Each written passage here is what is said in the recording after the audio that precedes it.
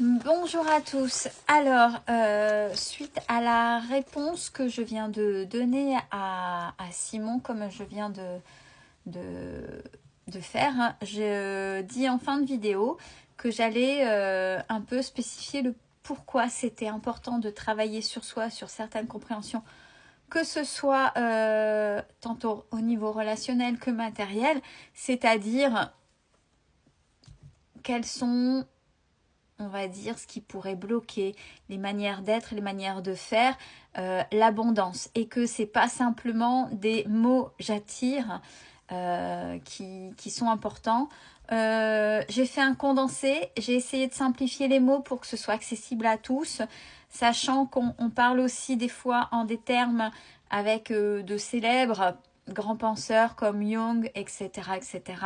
Donc vous allez vous retrouver, c'est vraiment, vous retrouvez aussi des petites vidéos du docteur Madel Rieux sur les réseaux, je trouve très pertinent.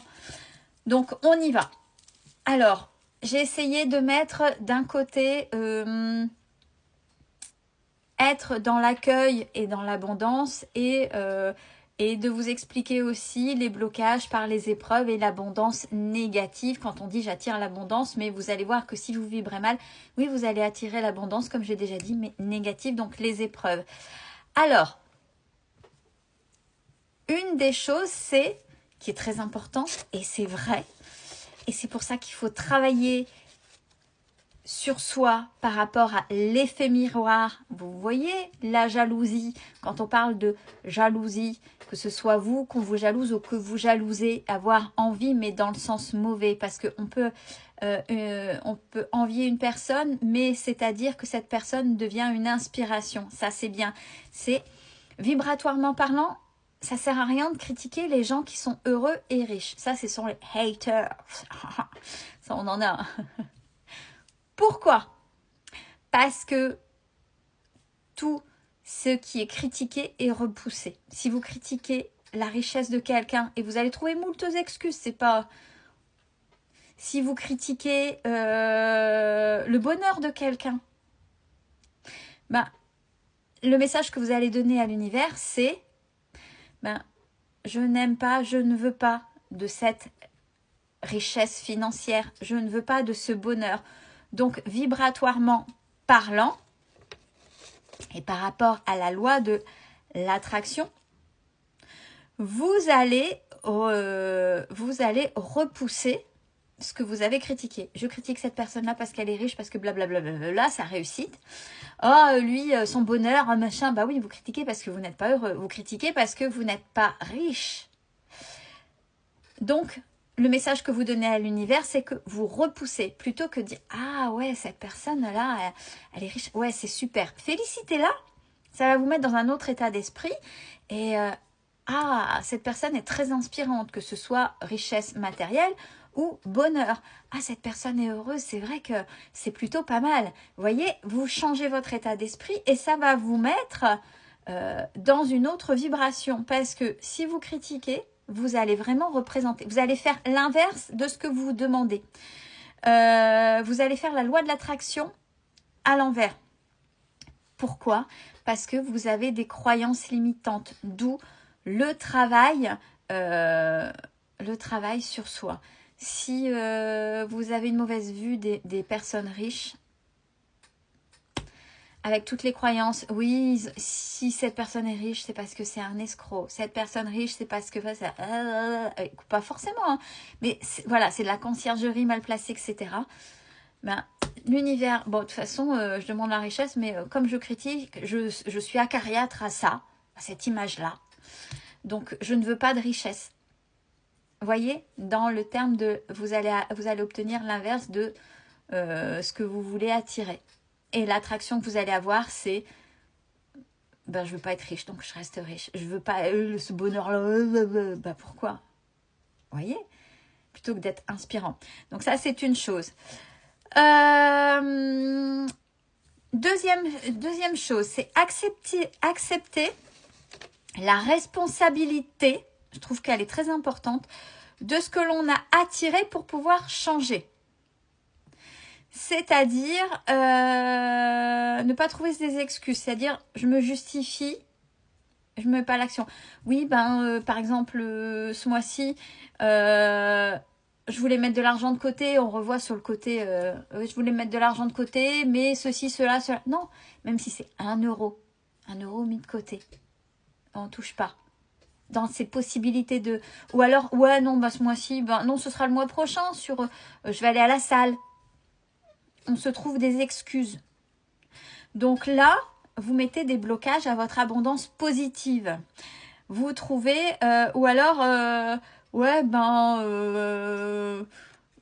ouais, j'ai pas envie parce que... c'est par rapport à l'éducation, c'est ce que vous avez reçu. Ouais, moi, chez mes parents, c'est comme ça. Ce sont des excuses. D'où l'importance du travail sur soi. D'où l'importance du travail sur la manière dont vous fonctionnez, si c'est limitant ou pas, si ça vous convient ou pas. Donc, il faut vraiment accepter, déjà dans un premier temps, oui, ok, j'en suis là parce que j'étais dans ces croyances-là, je l'accepte parce que c'est mon vécu. Une fois que vous l'avez accepté, vous allez pouvoir le changer. Par rapport à l'argent, vous allez fonctionner différemment. Si c'est pour être heureux ou heureuse, vous allez attirer la bonne personne et non pas la personne qui va attirer le parent défaillant. Parce qu'il y a aussi pour ça, hein, on a un problème par exemple avec le père ou la mère, et on va essayer de se trouver un père ou une mère de substitution et on va prendre plus l'autre pour un parent plutôt qu'un conjoint. Donc à un moment donné, ça va mettre des heurts dans le couple. Donc, on prend l'autre pour le parent défaillant ou pour le banquier ou pour... voyez, donc, on est responsable des mémoires que l'on porte en nous. On est responsable. Après, libre à vous de travailler ou pas pour s'en libérer, pour pouvoir reprendre le contrôle de votre propre vie. 3e point. Se faire passer après les autres. Alors, le docteur Malderieux, lui, parle davantage, c'est pour les entrepreneurs, ceux qui veulent vraiment il y a des mindsets à revoir et puis des manières de voir dans l'entrepreneuriat, on est OK. Donc, lui donnait l'exemple de se payer en dernier. Donc, vous donnez à l'univers le message de « les autres passent avant moi ». Donc, même dans votre entreprise ou côté financièrement, vous allez passer après les autres. Mais j'avais envie de vous dire, même dans le bonheur à proprement parler, être heureux avec quelqu'un, c'est la même chose. C'est-à-dire que même dans une relation, si vous vous faites passer après l'autre, si vous êtes dans le sacrificiel, forcément, à un moment donné, vous allez tomber sur des gens qui vont toujours profiter de vous. D'où le travail sur soi. 4e point, il y aura une partie 2 parce qu'elle est pas mal. Il y a une différence. Alors, et ça, je trouve ça très judicieux. Penser sur le long terme et pas à court terme. Penser sur le long terme, c'est penser à la construction de son bonheur. Penser à court terme, ce sont des plaisirs à l'instant T. Ça ne veut pas dire qu'il ne faut pas se faire plaisir. C'est-à-dire que pour pouvoir se faire des plaisirs, peut-être que par moment, il faut s'octroyer. Alors, il y a des sacrifices nécessaires et des sacrifices non nécessaires. C'est-à-dire, là, je vais sacrifier mes vacances. Lui, il parle toujours, de ce côté-là de la vie.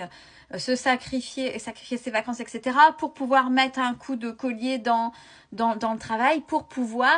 justement sur le long terme amener le bonheur d'avoir des vacances plus importantes, un peu plus jolies, un peu plus voilà. Donc il y a une différence entre le court terme et le long terme à équilibrer. J'ai envie de dire, c'est un petit peu la même chose dans les relations. À court terme, ouais, c'est pas grave s'il me respecte pas, là je vais faire un truc, mais c'est pour lui faire plaisir. Le sacrificiel à court terme, ouais, je fais plaisir. Et puis à long terme, c'est la catastrophe. Plutôt que de donner doucement et de construire sur le long terme un vrai bonheur. On part après pour la partie 2.